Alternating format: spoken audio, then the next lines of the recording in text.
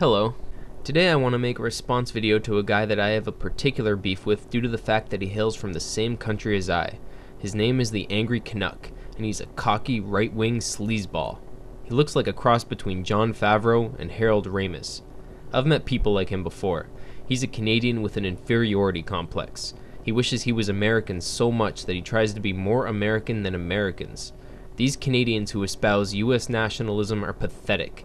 They are these weak-minded followers who feel so small and insignificant that they have to jump on side with the local military and economic power in the hopes that they will be empowered themselves. He recently came out with this rather ugly and dishonest video in regards to VenomfangX's departure from the internet, so I'm just going to give my point-by-point take on what he had to say. Let's begin. When stuff happens, when stuff happens on YouTube, you know who you can go to. You know where you're going to find the real deal. You know where you're going to find the truth. And you can find that right here. You don't have to look any further. Okay, you can find that right here with the Angry Canuck. Yep. When stuff happens on YouTube, 161 people know they can go to the Angry Canuck for the real deal. Now, there isn't much that I agree with Fake Sagan on, but here's one thing. If you've been on YouTube for a year and a half and you've put up 77 videos between two channels and haven't hit 200 subscribers, you fail. Here's what's really happening, okay?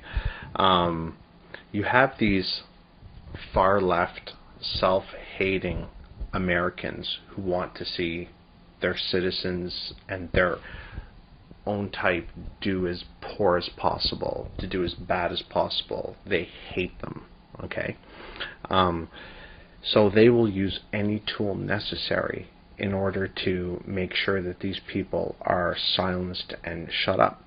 So you say that self-hating left-wing Americans want their own citizens and their own type to do poorly. I suppose that's the motivation for advocating universal health care for all the American citizens they hate so much. When you say their own type, what exactly are you referring to? Do you mean they want to bring down other leftists, to shut up other leftists?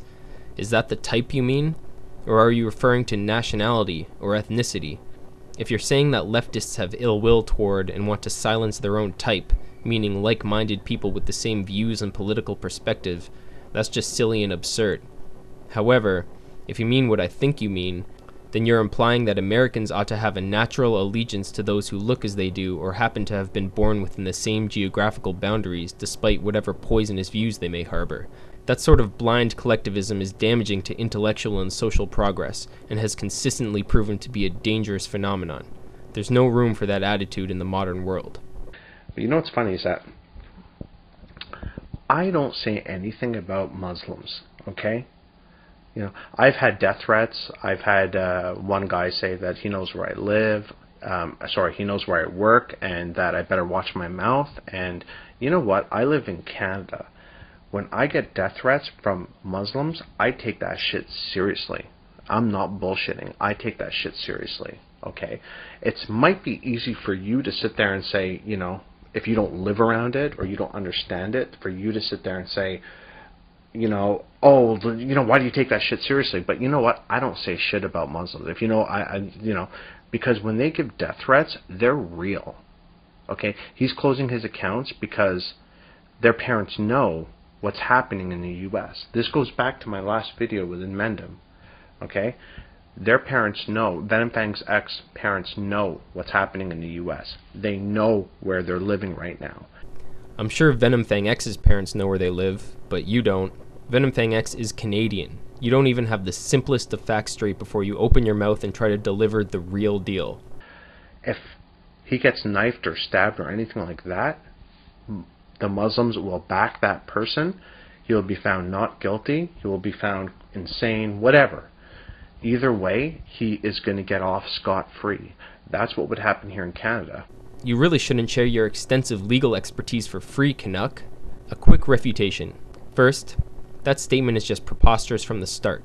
To predict the outcome of a hypothetical court case wherein the only specific detail is the religion of the perpetrator, you just sound like a fucking idiot. A simpleton. That's not how the world works.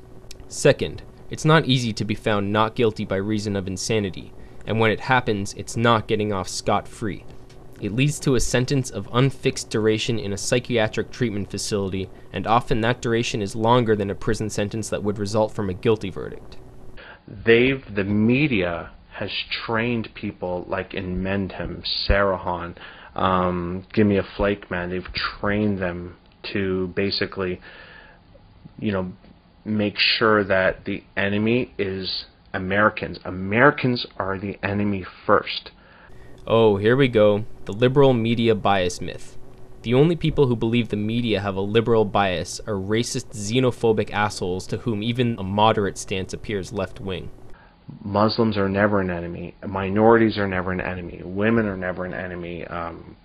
Anything you can paint into a minority. A poor person is never the enemy. A homeless person. It doesn't matter. People like you love to identify the enemy. Without an enemy, your existence seems meaningless. You're a narrow-minded shitforbrains. It bothers you that disadvantaged minorities are never labeled enemies, the poor and the homeless? What an injustice to pompous, overfed douchebags like you. And by the way, women are not a minority. However, I'm sure you'd love to turn back time to when they were systemically second-class citizens. They've been the enemy ever since they started demanding equal rights, haven't they? And so that's what they've done. They've cleverly worked their way into that system. And so now you're not allowed to say anything about any kind of topic. You're not even allowed to talk about immigration policies. Immigration destroying the fabric of America. They took our jobs! They took our jobs! The fact is that somebody was saying, an American was saying what he wanted to regarding his own beliefs. Actually, as I said earlier, he's Canadian. You go on to bash Muslims some more and insist that VenomfangX left YouTube because of threats. You believe that claim by a notorious liar because it fits in with your xenophobic worldview, while in reality, it's more likely that Sean was forced to abandon his e-ministry by his parents after they discovered he was soliciting donations from his audience under false pretenses. You also make the point that some Muslims might racially discriminate against a white man wanting to marry a member of their family, and for some reason you see that as justification for instituting systemic discrimination, keeping Muslims from immigrating to North America and even allowing business owners to reject Muslim patronage. The reason people come to the defense of Muslims in the face of people like you is that while you want to demonize an entire diverse group, label millions and millions of innocent people terrorists, and suggest that any one of them is waiting to stick a knife in your back for disagreeing with their religious views, the truth is that the vast majority of them are peaceful citizens who will never commit a significant violent act in their lives. This fear-mongering and ethnic protectionism that you engage in can only have negative consequences in the long run. We're much better off including all elements of humanity in our secular society, and thereby engaging them in a social dialogue regarding principles of freedom and equality, rather than shutting them out or deporting them and confining them to theocracies.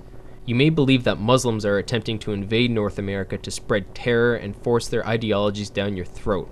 But whereas they have their religious delusions, that fear that you are trying desperately to spread is your delusion. While our governments have involved us in armed conflicts wherein Muslims are being killed in mass numbers, people like me see the need to check the propagation of hatred, fear, and general prejudice toward a minority in our society.